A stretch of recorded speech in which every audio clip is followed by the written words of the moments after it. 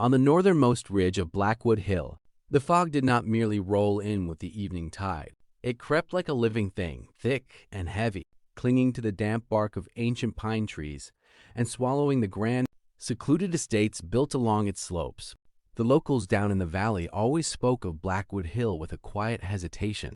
They said the hill was too quiet, that the silence there carried a strange weight, and that if you stayed out on the winding dirt roads past midnight, the wind carrying through the hollow trees sounded less like nature and more like human breath, soft and pleading, whispering names into the dark. But Arthur Pendleton never cared for local folklore. To him, the isolation was the entire point. Arthur was a celebrated crime novelist, famous for his dark, meticulously crafted thrillers about cold-blooded murderers and unsolvable mysteries. He had spent 3 years living alone in his 2-story Victorian home perched near the highest ledge of the hill, relying on the suffocating solitude to feed his imagination. It was a cold, rainy Tuesday evening when Arthur was sitting in his dimly lit study, sipping black coffee and reading over the final pages of his unreleased manuscript, a story titled The Hollow Man. The book was meant to be his masterpiece, a gruesome thriller about a serial killer who targeted wealthy recluses, leaving behind human bones carved with ancient symbols on their front porches. Arthur had kept every detail of this draft strictly to himself. His agent had not seen it, his publisher knew only the working title, and his laptop was never connected to the internet while he wrote. Yet, as he reached for his coffee cup, a sharp metallic scraping sound echoed from his front porch, slicing through the rhythm of the rain outside. Arthur froze, his heart pounding against his ribs. He waited, listening intently, but the sound did not repeat. Dismissing it as a fallen branch blown by the storm, he stood up, rubbed his tired eyes, and walked toward the front hallway. But when he opened the heavy oak front door to check the porch, the air in his lungs turned to ice. Resting directly on his welcome mat, soaked in rainwater, was a neat, deliberate pile of human ribs. Each bone was freshly cleaned, gleaming white under the faint porch light, and carved into the surface of the top bone was a crude, distinct geometric symbol, the exact same symbol Arthur had invented in his mind just 3 days ago for the opening chapter of his manuscript. The police arrived an hour later, their red and blue lights cutting through the thick fog that had settled over Blackwood Hill. Lead Detective Marcus Vance walked around the porch, his face grim as the forensics team bagged the remains. Vance was a veteran investigator who knew Arthur well, having served as an informal consultant on Arthur's previous novels. Vance pulled Arthur aside into the warmth of the foyer, looking at the writer with eyes heavy with exhaustion and concern.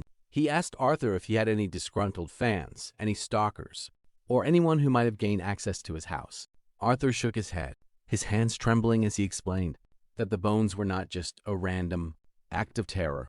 He admitted with a knot tightening in his stomach that the carved ribs were an exact physical replica of a murder scene from his unpublished book, a book no living soul had ever read. Detective Vance stared at Arthur for a long, uncomfortable moment, trying to weigh the sanity of the man standing before him against the disturbing evidence on the porch. Vance warned Arthur that until they identified the origin of the remains, he needed to lock his doors, keep his security system armed, and stay inside. But the warning felt hollow in the face of what happened next. 2 nights later, the fog returned, thicker and colder than before, wrapping around Blackwood Hill like a suffocating blanket. Just past 2 in the morning, the local police department received a panic-stricken emergency call from Eleanor Thorne, an elderly heiress who lived in a sprawling stone manor, half a mile down the road from Arthur. On the recording, Eleanor's voice was barely a whisper, breathless and terrified. She told the dispatcher that she could hear someone moving inside her home, walking softly down the hardwood hallway toward her bedroom. But what chilled the dispatcher to the bone was what Eleanor said right before the line abruptly went dead. She said the intruder wasn't shouting or threatening her, but was standing right outside her bedroom door, whispering her full name through the crack, repeating it over and over in a dry, rasping voice that sounded like dead leaves dragging across concrete. When Detective Vance and his team kicked down the doors of the Thorne estate, 45 minutes later, the house was deathly silent. They searched room by room until they reached the master bedroom. Eleanor Thorne was gone, but her bedroom was far from empty. In the center of the Persian rug sat a wooden dining chair. Bound to the chair with heavy industrial wire was a skeleton made entirely of disparate human bones, assembled with terrifying precision, and resting on the lap of the skeleton was Eleanor's gold pocket watch, ticking steadily away in the silent room. When Vance called Arthur to the scene early that morning, Arthur nearly collapsed at the doorway. The scene was an exact line-by-line recreation of Chapter 4 of his manuscript. In Arthur's draft, the antagonist created bone sculptures of his victim's predecessors before taking his next target. Arthur stood in the center of the crime scene, horror washing over him in waves as he realized something far more sinister than simple plagiarism was happening. The killer was not just reading his mind or stealing his work. The killer was using his story as a script, executing each chapter with terrifying speed and forcing the real world to conform to Arthur's darkest nightmares. Word of the killing spread through the small, isolated community on Blackwood Hill like wildfire, igniting a wave of paranoia. Neighbors who had known each other for decades began locking their gates, staring suspiciously at one another through rain-streaked windows, and arming themselves. The hill felt no longer like a neighborhood, but like a closed arena where an invisible predator was hunting them one by one. Detective Vance assigned 2 patrol officers to watch Arthur's house around the clock. Arthur himself spent the night frantically reading through his own manuscript, trying to predict who the killer's next target would be according to his own plot. According to Chapter 7, the killer's third act was the most brutal. In the book, the killer targeted the local doctor, dragging him into the abandoned logging tunnels beneath the hill and leaving him to freeze in the dark while broadcasting his final moments through a shortwave radio frequency.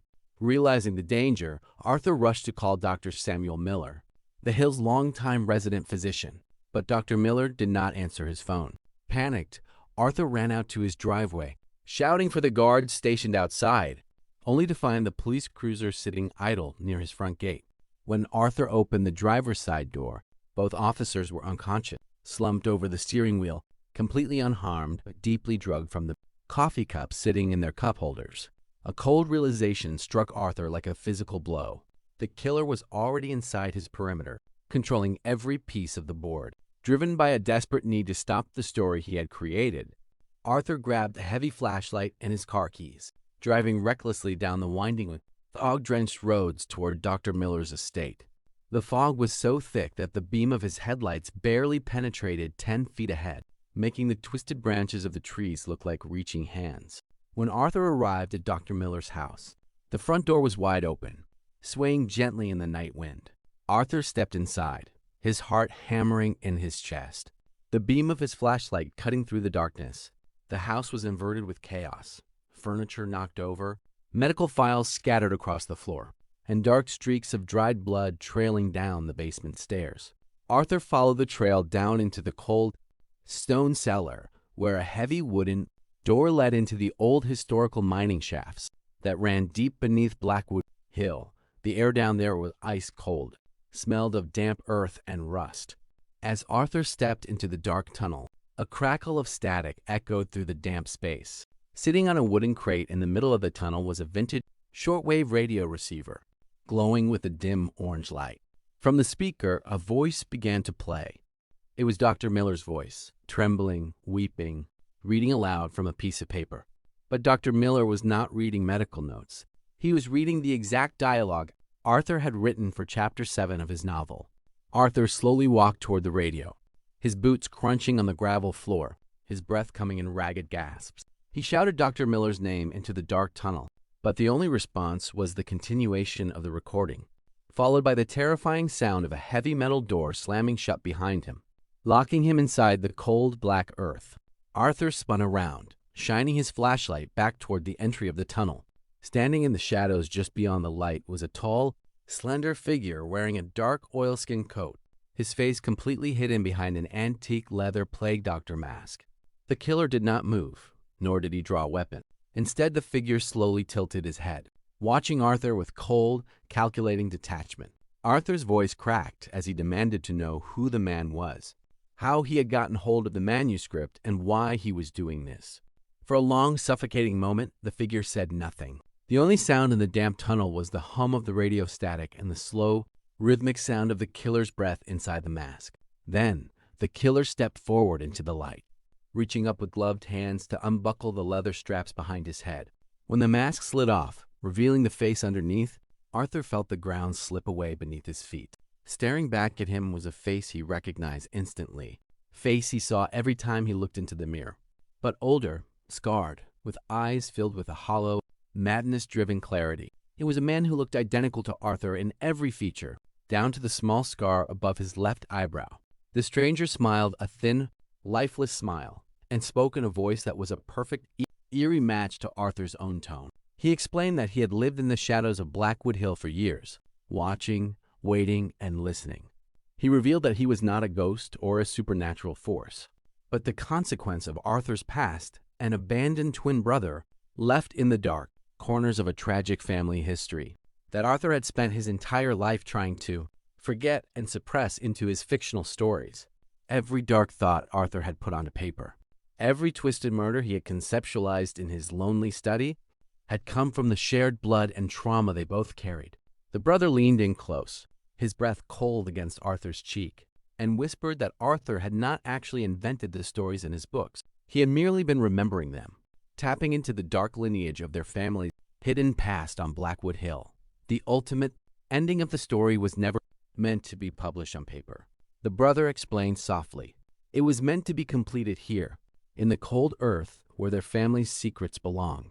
The police found Arthur 3 days later, wandering out of the dense pine forests at the base of Blackwood Hill, shivering, covered in mud, and completely silent. He could not speak, nor could he explain what had happened to Dr. Miller or Eleanor Thorne, whose bodies were never recovered.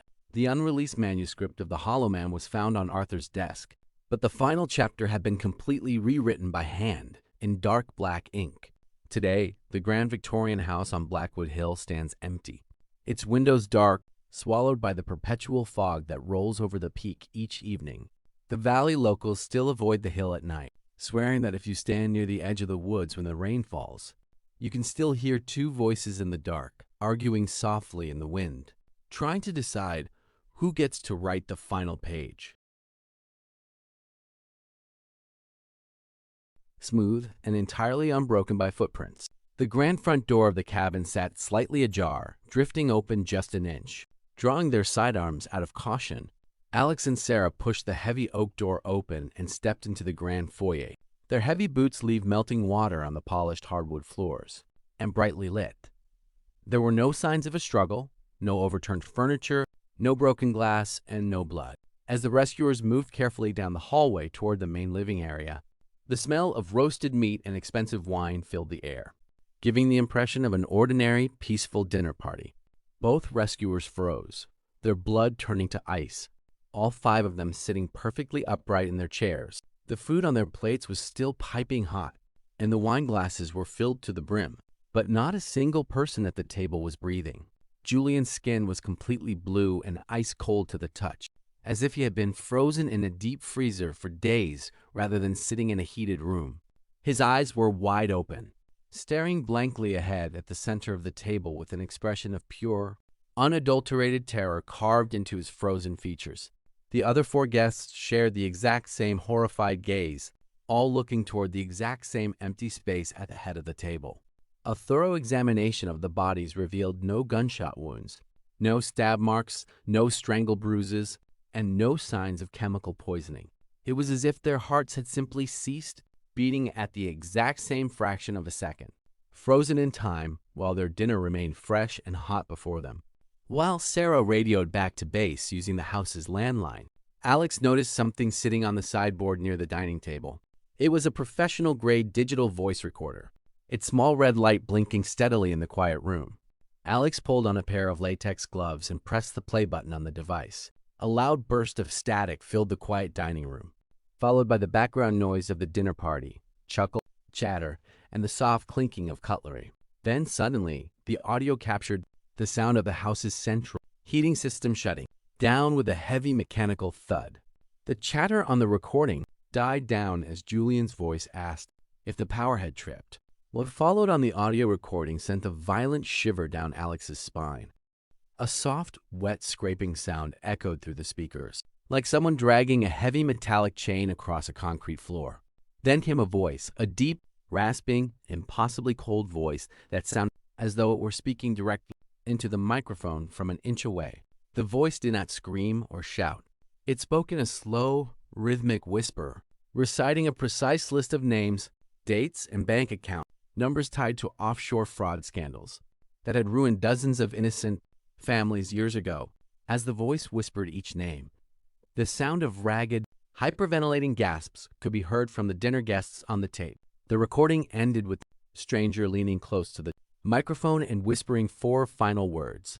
"The frost remembers everything."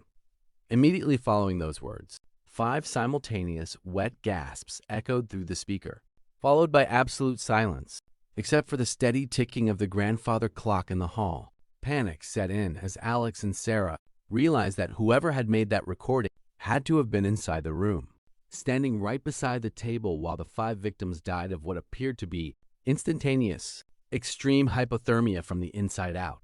Sarah quickly ran to check the security camera feeds on the home's main computer terminal in the study.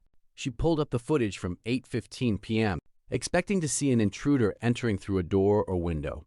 But what the high-definition cameras captured was far more disturbing. At 8:14 p.m., all 5 guests were eating normally. At 8:15 p.m., a thick, milky mist began to seep out from the floor vents of the heating system, rapidly coating the entire dining room in a layer of white frost within 3 seconds. In the center of the camera feed, a shadowy, tall figure wearing a tattered winter coat and a vintage leather diving mask emerged from the mist, stood at the head of the table for less than 10 seconds, placed the voice recorder on the sideboard, and then simply walked straight into the solid stone fireplace, vanishing completely into the dark chimney flue. Before Sarah could replay the video, a loud electrical crackle echoed through the chalet, and every single light in the house went out, plunging Chalet 7 into pitch-black darkness. The steady hum of the heating system died instantly, and within seconds, the ambient temperature inside the house began to drop rapidly. The rescue team's flashlight beams cut through the sudden darkness, revealing their own thick breath blooming in the air as the cold outside began to invade the sealed house. Through the howling wind outside, the sound of heavy snowmobile echoing across the ridge signaled that the other mansions on Echo Ridge were now losing their power one by one, leaving the wealthy residents isolated in their dark, freezing glass fortresses. Alex and Sarah rushed back toward the front door to pull their snowmobiles around and initiate an emergency evacuation for the rest of the ridge. A soft, wet scraping sound echoed through the speakers, like someone dragging a heavy metallic chain across a concrete floor. Then came a voice, a deep, rasping, impossibly cold voice that sounded as though it were speaking directly into the microphone from an inch away. The voice did not scream or shout.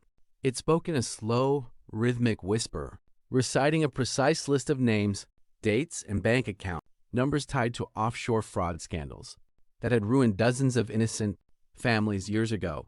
As the voice whispered each name, the sound of ragged, hyperventilating gasps could be heard from the dinner guests on the tape. The recording ended with the stranger leaning close to the microphone and whispering 4 final words. "The frost remembers everything." Immediately following those words, 5 simultaneous, wet gasps echoed through the speaker, followed by absolute silence, except for the steady ticking of the grandfather clock in the hall. Panic set in as Alex and Sarah realized that whoever had made that recording had to have been inside the room, standing right beside the table while the 5 victims died of what appeared to be instantaneous, extreme hypothermia from the inside out. Sarah quickly ran to check the security camera feeds on the home's main computer terminal in the study.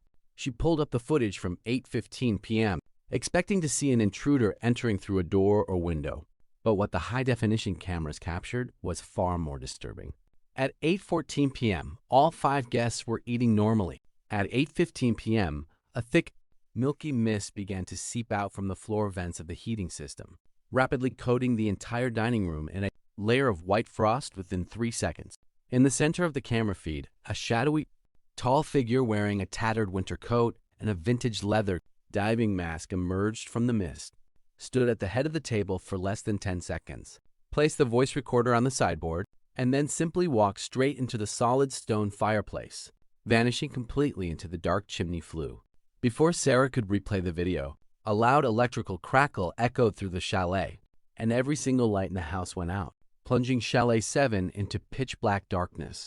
The steady hum of the heating system died instantly, and within seconds, the ambient temperature inside the house began to drop rapidly. The rescue team's flashlight beams cut through the sudden darkness, revealing their own thick breath blooming in the air as the cold outside began to invade the sealed house. Through the howling wind outside, the sound of heavy snowmobiles echoing across the ridge signaled that the other mansions on Echo Ridge were now losing their power one by one, leaving the wealthy residents isolated in their dark, freezing glass fortresses. Alex and Sarah rushed back toward the front door to pull their snowmobiles around and initiate an emergency evacuation for the rest of the ridge, but as they pushed the heavy oak front door open, they found that the door frame was entirely sealed shut from the outside by a solid, 5-inch thick wall of clear, unnatural ice that had formed over the doorway in a matter of seconds. Trapped inside the freezing chalet with 5 frozen corpses, Alex shone his flashlight down the long, dark hallway toward the living room. Standing at the far end of the corridor, bathed in the pale moonlight filtering through the frost-covered windows, was the tall figure in the tattered coat and leather diving mask. The figure did not run or attack. It simply stood motionless, holding a small silver pocket watch in its gloved hand. The slow, rhythmic ticking of the watch echoed through the quiet, freezing hallway, perfectly matching the beat of Alex's racing heart. Then the figure raised one finger to the glass eye-hole of its mask, making a quiet, shivering, shushing sound that cut through the roar of the blizzard outside. The temperature in the hallway plummeted instantly toward absolute zero, the walls cracking under the sudden frost, as the shadows around the figure began to stretch long and thin across the floor, moving steadily toward the 2 trapped rescuers in the dark.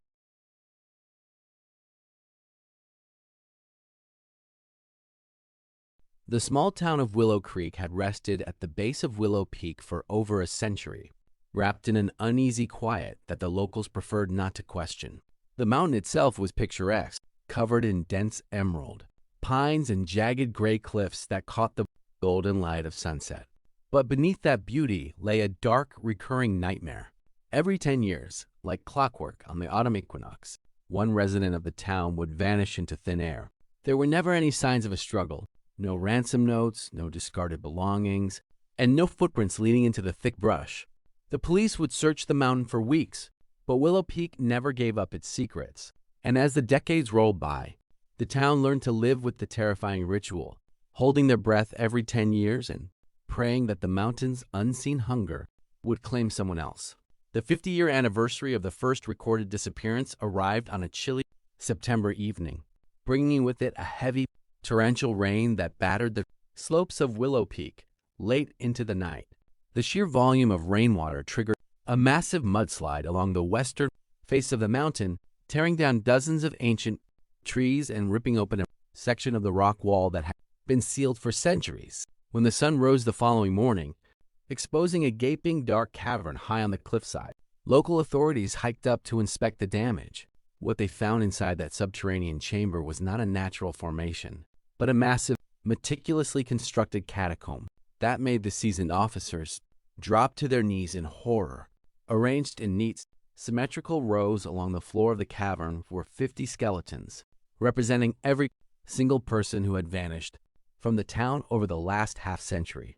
But what caused a wave of nausea to hit the investigation team was the state of the remains. The bodies had not been thrown into a pit or discarded like trash. They were preserved with unsettling precision, their bones pristine and intact, each wearing the exact same faded gray wool uniform. Beside each skeleton sat a small, carved wooden figurine representing the victim's profession in life, miniature gavel for a former judge, a small carved stethoscope for a town doctor, and tiny wooden books for a school teacher. It was a terrifyingly organized museum of the town's stolen lives. Dr. Evelyn Reed, a senior forensic pathologist brought in from the capital to oversee the excavation, spent the first 48 hours conducting preliminary examinations inside a makeshift medical tent set up at the base of the peak. Evelyn was a practical woman who believed in hard evidence and cold facts. But as the autopsy results began to finalize, Even her rigid scientific logic began to crumble. Every single victim had died of asphyxiation, but there were no crushed windpipes or signs of strangulation. When Evelyn examined the respiratory tracts of the skeletons, she discovered that the lungs and airways of every single body were filled with a dense, fine clay powder, a specific mineral soil found only at the very summit of Willow Peak. The horrific realization swept through the forensic team like a cold draft. The victims had not been murdered in the cavern or killed before being transported up the mountain. They had been taken to the summit while fully conscious, forced to inhale the wet clay until their lungs collapsed, and then carefully dressed and carried down into the cavern to be arranged in their final resting positions. The autopsies also revealed that the oldest skeleton, dating back 50 years, and the most recent skeleton, from 10 years ago, shared identical chemical markers in their bone tissue, proving beyond a shadow of a doubt that the killer was not a group or a succession of imitators, but a single individual who had been executing this precise, terrifying ritual for 5 decades without aging or slowing down. While the town descended into mass panic, with residents locking their doors and boarding up their ground floor windows, a police unit conducted a sweep of the newly uncovered cavern system to search for any physical evidence the killer might have left behind. Tucked away in the deepest corner of the cave, behind an altar made of stacked slate, Detective Thomas Miller found a heavy iron chest covered in rust. Inside the chest was not treasure or gold, but 50 leather-bound journals, each one bearing a year and a name stamped on the cover in faded gold leaf. They were detailed diaries chronicling the final days of every victim before their disappearance, written in an elegant, flowing handwriting using iron gall ink. Detective Miller sat in the town's small police station, reading through the diary of the most recent victim, a 24-year-old librarian named Clara who had vanished 10 years ago. The entries were chilling in their mundane terror. Clara wrote about feeling a subtle, persistent weight in the air wherever she went, a feeling that someone was watching her, not from the shadows of the street, but from high above on the mountain. She described hearing a soft, rhythmic tapping sound on her bedroom window, every night at exactly 3 in the morning, like small stones being thrown against the glass. The final entry in Clara's journal, written on the eve of her disappearance, consisted of a single sentence repeated over 50 times across the page. The earth in my throat tastes like pine leaves and cold rain. As the clock ticked closer to midnight on the equinox, the atmosphere in Willow Creek became unbearably tense. The police had placed the entire town under a strict curfew, with armed officers patrolling the main streets, stationed at every exit road leading out of the valley. Detective Miller and Dr. Reed remained at the police station, desperately cross-referencing the handwriting in the journals with historical property records, birth certificates, and local archives to identify the killer. That was when Miller noticed a bizarre anomaly in the town's founding documents from 120 years ago. The original surveyor who mapped Willow Peak, a man named Silas Thorne, had drawn a detailed map of the mountain's underground water channels, and his signature on the bottom of the parchment was an exact stroke-for-stroke match to the handwriting in the killer's diaries. Before Miller could process the impossible implications of the signature, the station's emergency radio crackled to life with loud static. An officer stationed at the old stone church near the base of the mountain came on the frequency, his voice trembling and breathless with terror. He reported that the heavy brass bell in the church tower, which had been unhooked and silent for over 20 years, had just begun to toll on its own. Through the speaker, Miller and Evelyn could hear the slow, deep, metallic echoing of the bell ringing out across the quiet valley, counting down 12 distinct strikes to mark the arrival of midnight. Miller and Evelyn bolted out of the station, drawing their service weapons, and drove at breakneck speeds toward the church. When their patrol car screeched to a halt in the church's muddy courtyard, they found the 2 guard officers lying unconscious on the stone steps, their weapons still in their holsters. The heavy wooden doors of the church were wide open, revealing a dark sanctuary lit only by the pale beam of the moon shining through the broken stained glass windows. Written across the white plaster wall behind the altar in wet, dark brown clay that was still dripping onto the floorboards was a message that read, "The cavern requires one final stone to complete the arch before the sun breaks." Driven by a desperate impulse, Miller ran up the creaky spiral staircase leading to the bell tower. his flashlight cutting through the thick dust and cobwebs. Standing in the center of the wooden tower platform, directly beneath the massive swinging iron bell, was a figure dressed in a pristine gray wool uniform identical to the ones found on the skeletons in the cave. The man stood with his back to Miller, staring out through the arched stone window at the dark outline of Willow Peak rising against the night sky. He was unnervingly still, his silhouette sharp and motionless against the moonlight. Miller raised his gun with trembling hands, shouting at the man to freeze and keep his hands where he could see them. The figure slowly turned around, revealing a face that sent a shockwave of horror through Miller's chest. The man looked no older than 40, with sharp, aristocratic features and pale, milk-white eyes that seemed entirely devoid of pupils or color, completely unwrinkled despite the decades that had passed, and his lips were stained dark with wet soil. When he spoke, his voice was not a harsh rasp, but a soft, melodic murmur that sounded like rushing water moving over smooth river stones. He told Miller that he was not a murderer in the way mortals understood the word, but a caretaker appointed by the mountain itself long before the town had ever laid its first brick in the valley. He explained that Willow Peak was an ancient, living geological structure that required a human anchor to balance the shifting tectonic fault lines beneath the valley. Without the ritual offerings of preserved souls placed within its stone veins, the entire mountain would collapse, triggering catastrophic landslides that would bury the town and everyone inside it under millions of tons of crushing rock.